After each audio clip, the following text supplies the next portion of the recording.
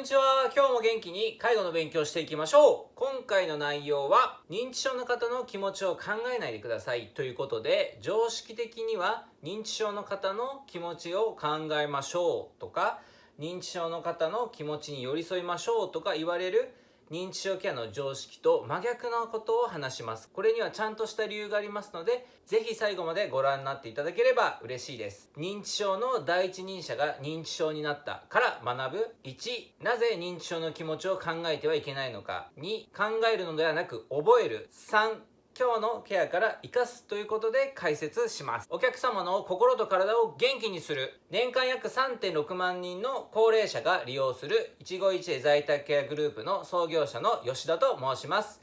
認知症があるかないかでその人に対するケアが全く異なります。認知症があるとどうしても介護負担が重くなりがちです。ケアマネージャー、介護福祉士、認知症ケア専門士の私から認知症を少しでも良くするための有益な情報を発信します。10年前、全くの介護未経験の私と共同代表の浜でスタートさせたデイサービス一期一会。経験なし、知識なし、コネなし、お客様を元気にするという熱い思いしかなかった我々は、最初はなんだそれとバカにされながら地道に毎日認知症の治すケアを続けてまいりました。おかげさまでスタッフさん、ケアマネさんはじめたくさんの方々のご協力をいただきながら、現在ではデイサービス6事業所、訪問看護、訪問介護、ケアマネージメントまで提供させていただいております。では早速本日の内容に入っていきましょう。1、なぜ認知症の気持ちを考えてはいけないのか。不安なのかな、寂しいのかな、気分が落ち込んでいるのかな、自分が迷惑かけてしまっているのかな、こういう気持ちについて我々が考えてはいけません。考える必要はないと言った方が正しいですね。だってその通りですから。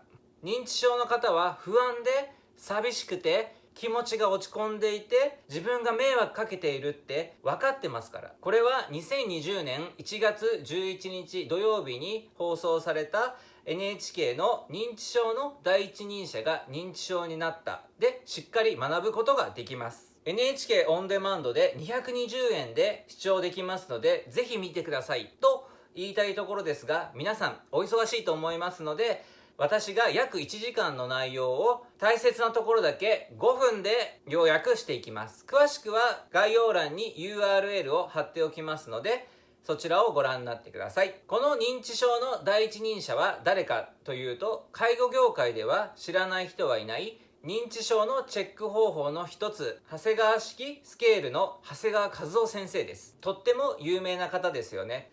この認知症の第一人者であった長谷川先生が認知症になられてどういう風に今生きていらっしゃるのかまとめられたドキュメンタリードラマです。長谷川先生は2018年にご自身が認知症であることを告白されました。詩吟下流性認知症です。詳しくは概要欄に URL をこちらも貼っておきます。このドキュメンタリードラマから印象的な場面をご紹介していきます。まず一つ目が長谷川先生の不安がとてもわかる場面です。朝起きて今日は何するんだろうな、俺は今どこにいるのかな、自分自身の在り方がはっきりしない、彼女がそばにいて朝言葉を交わしてくれる、おはよう、調子どう、よく寝れた、お互いにそういう言葉を交わし合うのだけれど、あ、大丈夫なんだ、よかった、だんだん不安が薄れていって確かさが戻ってくる。彼女というのは奥様の水子さんのことです。自宅で起きた時に、ここはどこなんだ、俺は何をすればいいんだというとても不安な様子から、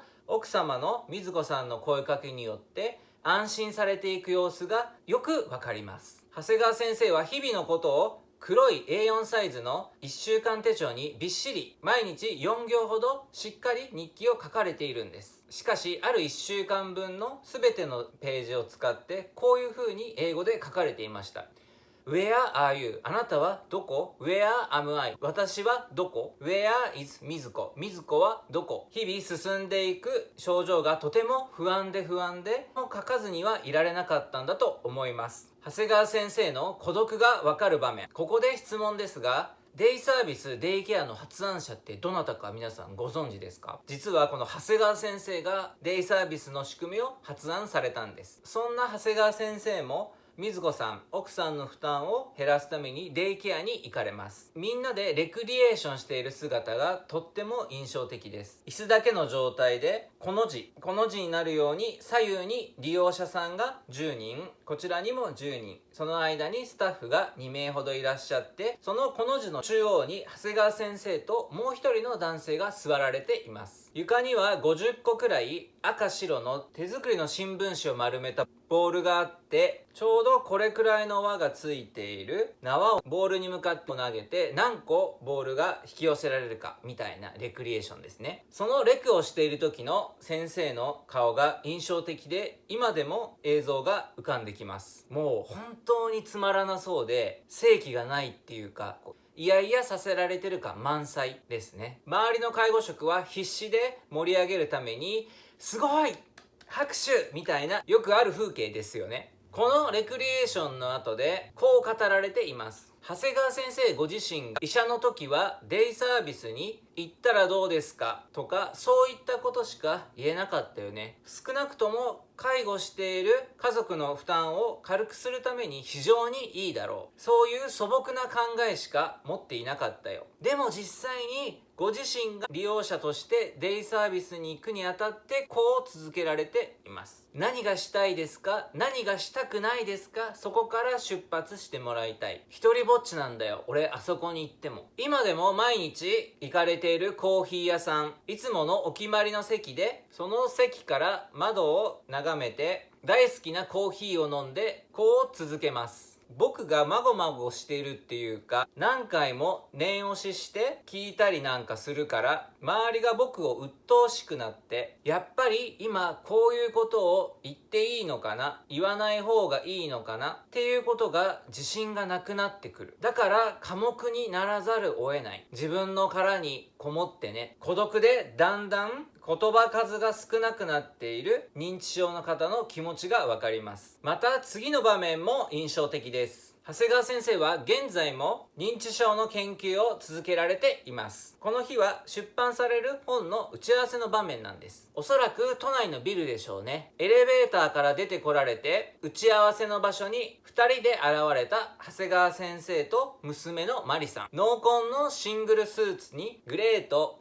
ネイビーのストライプのネクタイ、ピシッと着こなされて、マリさんもご一緒ですが、杖でしっかり歩かれています。名刺交換もしっかりされて、順調に本の打ち合わせがスタートします。長谷川先生がこう話されます。正しい長谷川式スケールを広げたい。信頼関係ができてから長谷川式検査してください。信頼関係のない最初からいきなり検査しないでねと。しかし途中から長谷川先生の様子が変わります。それは本の打ち合わせと関係のない話を始めてしまうんです。娘のマリさんは慌てます。打ち合わせに参加している他のお二人の時間を奪ってはいけないと思ったんでしょうね。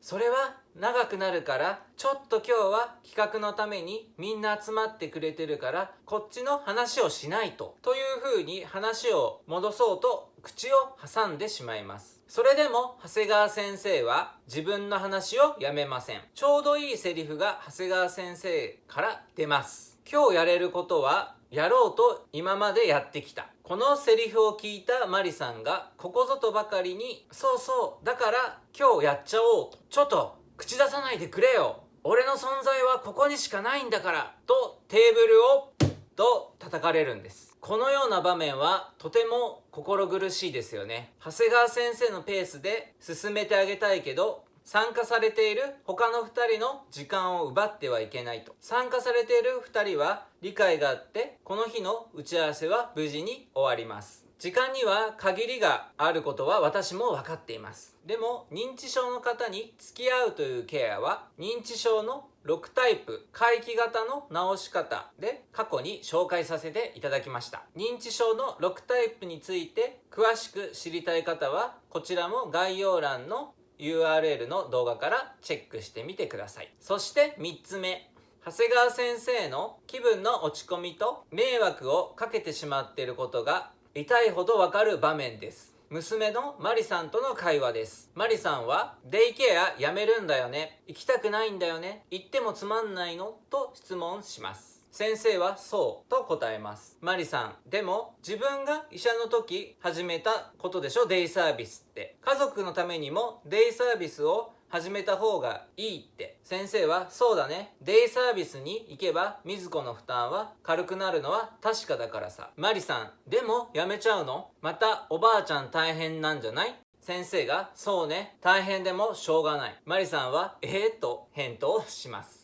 少し間があって先生がこういう風にまた会話を始めます。しかし僕が死んでいく時はどういう気持ちで死ぬのかしら。マリさんは誰が死ぬの？自分が？なんでそんなこと聞くの？と尋ねます。先生はだってあなたは今まで水子のことを一生懸命楽にするために僕がデイケアに行った方がいいと水子のことを心配してるからさ。だから僕が死んだらやっぱり喜ぶのかなと思って。マリさんはそんなことないでしょと言います。先生は少しほっとされて、そうか、でも周りはほっとするよね、きっと。悲しむかもしれないけどほっとするところもあるよ。それくらい俺はみんなに負担をかけているっていうことは自覚してるつもり。ここで2に入ります。2、考えるのではなく覚える。どう思ってるのかなって考えることは無意味です。認知症の方にはなれません。言葉として話してくれるかも分かりません。不安かな？寂しいのかな？落ち込んでるのかな？自分が迷惑かけちゃってるかな？こんなことを思考停止している我々が考えても意味がありません。